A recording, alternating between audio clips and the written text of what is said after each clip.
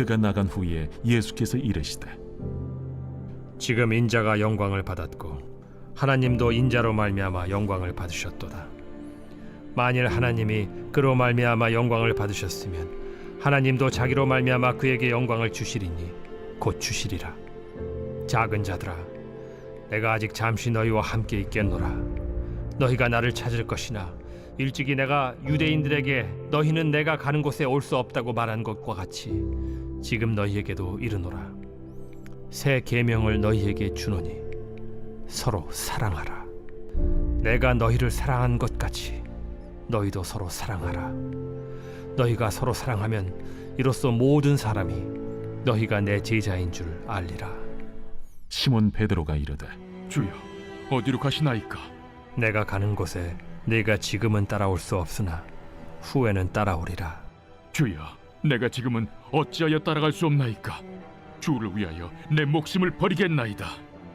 네가 나를 위하여 내 목숨을 버리겠느냐? 내가 진실로 진실로 네게 이르노니 닭 울기 전에 내가 3번 나를 부인하리라. 사랑하는 크리스찬 여러분, 좋은 아침입니다. 3월 13일 매일 말씀 나누도록 하겠습니다. 오늘 말씀은 요한복음 13장 31절부터 38절까지입니다. 우리가 월요일부터 13장 말씀을 나누고 있는데요. 13장부터 17장까지는 그 제자들을 향한 예수님의 고별사에 해당됩니다. 이제 예수님께서 때가 가까웠음을 아시고 이제 준비하고 계신 것이죠.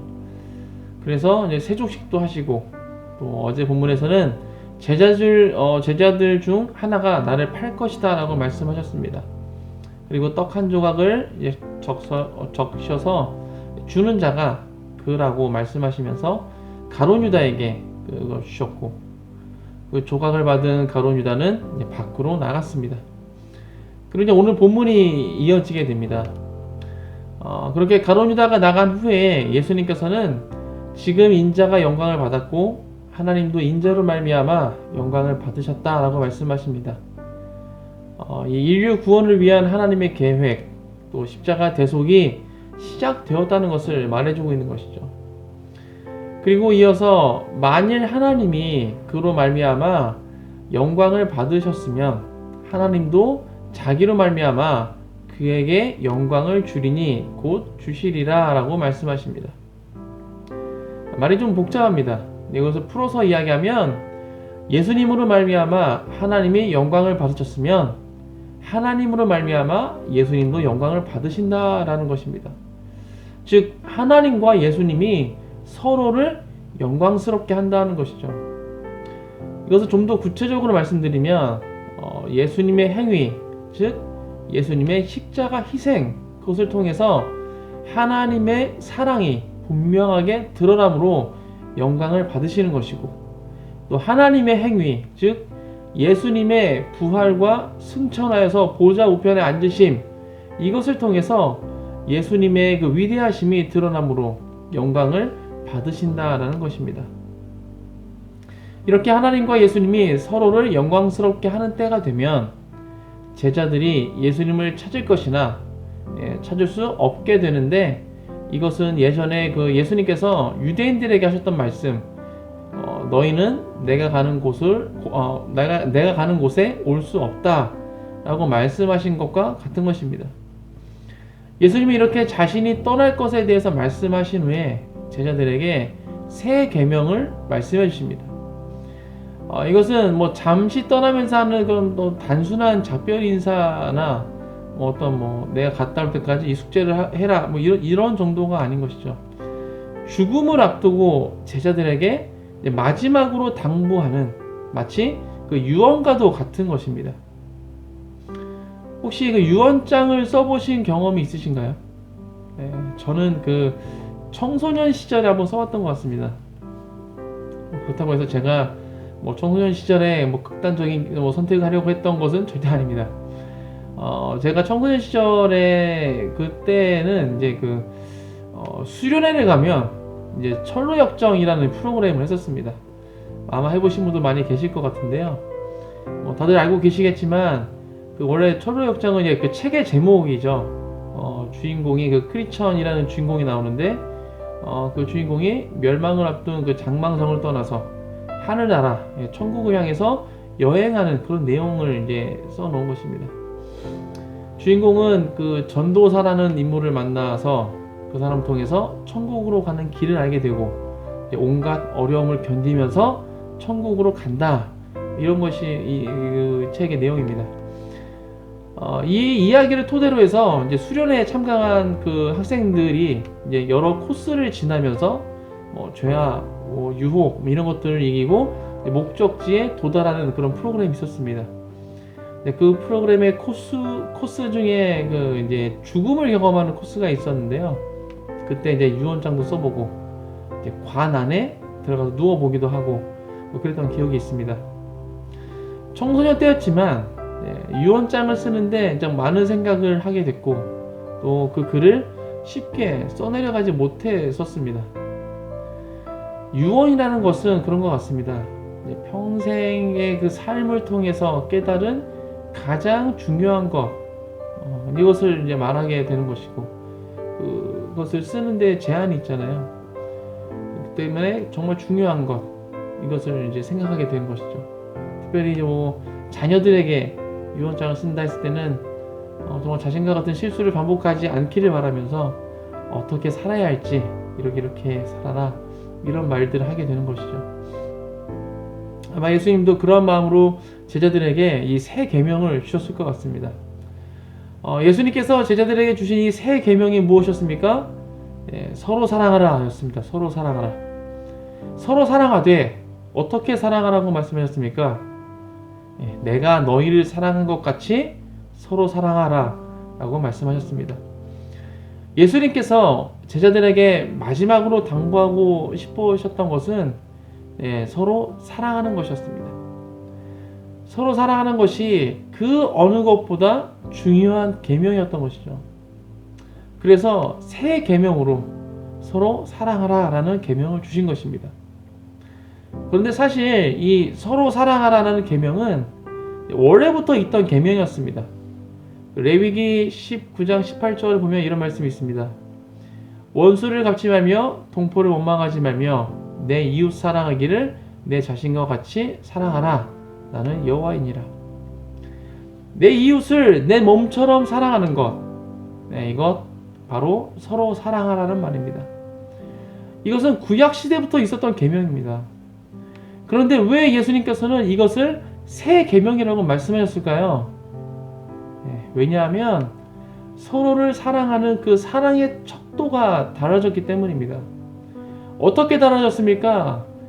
내가 나를 사랑하는 만큼 다른 사람을 사랑하는 것에서 예수님께서 나를 사랑하는 만큼 다른 사람을 사랑하는 것으로 바뀌었습니다. 즉 인간의 사랑으로 사랑하는 것에서 하나님의 사랑으로 사랑하는 것으로 바뀌었다는 것입니다. 사랑의 차원이 완전히 달라진 것입니다. 과연 제자들은 예수님이 자신들을 사랑한 것처럼 서로 사랑할 수 있었을까요? 네, 물론 있었습니다. 제자들은 예수님이 자신들을 사랑했던 그 사랑으로 서로를 사랑했고 또 그 사랑을 많은 사람들에게 전파했습니다. 이것이 어떻게 가능했을까요? 이것이 가능했던 이유는 제자들이 이미 예수님께 그 사랑을 받았기 때문입니다. 함께 지내다 보면 욱하고 화날 때도 있지만 그때마다 예수님께서 자신을 어떻게 사랑하셨는가를 생각하면서 예수님께서 사랑하신 대로 상대방을 사랑했던 것이죠. 이것은 우리에게도 동일하게 적용되어진 줄 믿습니다. 우리도 이미 예수님으로부터 엄청난 사랑을 받았습니다. 예수님께서는 우리를 위해 인간의 몸으로 이 땅에 오셨고 뿐만 아니라 십자가의 모진 고통을 감당하셨습니다. 그 사랑이 있었기에 지금의 우리가 있는 줄 믿습니다. 우리 모두는 예수님께 생명의 빚을 졌습니다. 이렇게 엄청난 사랑을 받은 자로서 우리는 서로를 사랑해야 하는 것입니다. 자신의 목숨을 내어 줄 만큼의 사랑으로 서로를 사랑해야 된다는 것이죠. 이렇게 서로를 사랑할 때 어떠한 일이 일어나게 됩니까? 모든 사람이 우리가 예수님의 제자인 것을 알게 된다라고 말씀해 주고 있습니다. 모든 사람이 우리가 하나님의 자녀이며 하나님 나라의 백성임을 알게 된다라는 것입니다. 우리가 사람들을 찾아다니면서 나는 크리스천입니다 라고 말하지 않더라도 우리가 서로를 사랑하는 그 모습을 통해서 내가 크리스천임을 그 사람들이 알게 된다는 것입니다. 즉 세상이 우리를 하나님의 자녀로 인정한다는 것입니다. 이것을 바꿔서 말하면 어떻게 됩니까? 우리가 예수님의 사랑으로 서로를 사랑하지 않으면 세상은 우리를 하나님의 자녀로 인정하지 않는다라는 것입니다. 하나님의 자녀로서 두려워하는 것이 아니라 개독교라며 비난한다는 것이죠. 안타깝게도 지금 우리가 살고 있는 이 현실이 이와 같습니다. 세상은 우리를 하나님의 자녀로서 두려워하기보다는 개독교라며 비난하고 있습니다. 오늘 말씀을 통해서 바라볼 때 우리를 비난하는 그 세상을 탓하고만 있을 수는 없는 것 같습니다. 세상이 우리를 비난하는 것에는 우리들의 책임도 있다는 것이죠.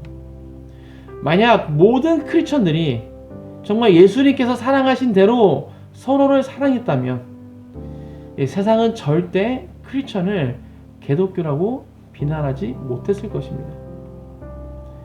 이것은 단순히 추측이 아니라 실제로 그러했습니다. 사도행전 2장 43절부터 47절입니다. 사람마다 두려워하는데 사도들로 말미암아 기사와 표적이 많이 나타나니 믿는 사람이 다 함께 있어 모든 물건을 서로 통용하고 또 재산과 소유를 팔아 각 사람의 필요를 따라 나눠주며 날마다 마음을 같이하여 성전에 모이기를 힘쓰고 집에서 떡을 떼며 기쁨과 순전한 마음으로 음식을 먹고 하나님을 찬미하며 또 온 백성에게 칭송을 받으니 주께서 구원받는 사람을 날마다 더하게 하시니라.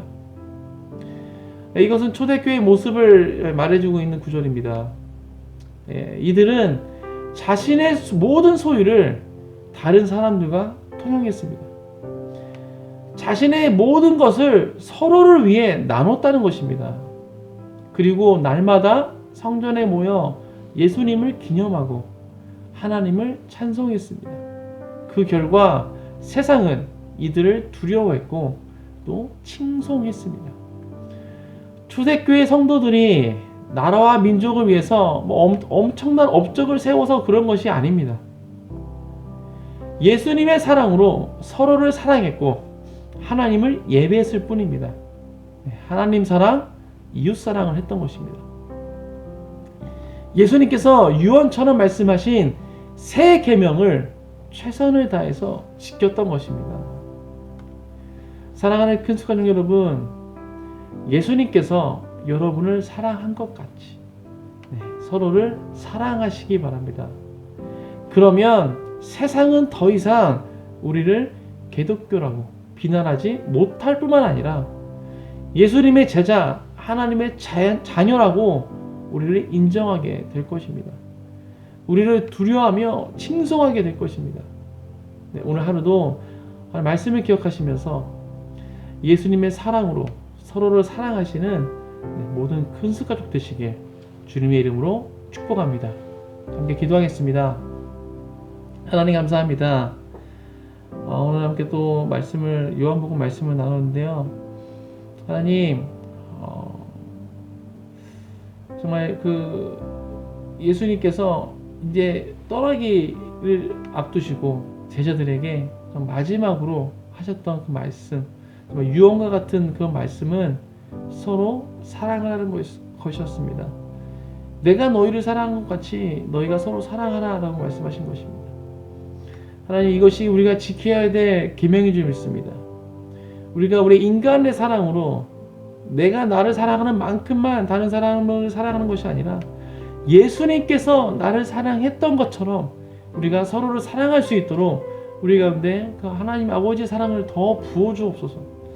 우리가 세상 사람들처럼 인간의 사랑으로 서로를 사랑하지 않게 하시고 세상 사람들과 정말 구별될 수 있는 하나님의 사랑으로 우리가 서로를 사랑할 수 있도록 정말 내 것을 다른 사람들에게 다 나눠주며 또 내 생명마저도 다른 사람들을 위해서 기꺼이 드릴 수 있는, 줄 수 있는 그런 사랑으로 정말 예수님께서 우리를 위해서 자신의 목숨을 내어주신 것처럼 우리가 그렇게 서로를 사랑할 수 있도록 우리 가운데 역사하여 주옵소서. 그렇게 우리를 서로 사랑할 때 세상이 우리를 두려워하며 우리를 칭송할 것입니다. 정말 우리가 하나님의 자녀임을, 하나님의 백성임을 그들이 인정하게 될 것입니다. 하나님의 이름을 높이게 될 것입니다. 우리가 그런 것을 바라보기 원합니다. 우리 가운데 역사하여 주옵소서. 감사합니다. 이 모든 말씀 예수 그리스도의 이름으로 기도했습니다. 아멘.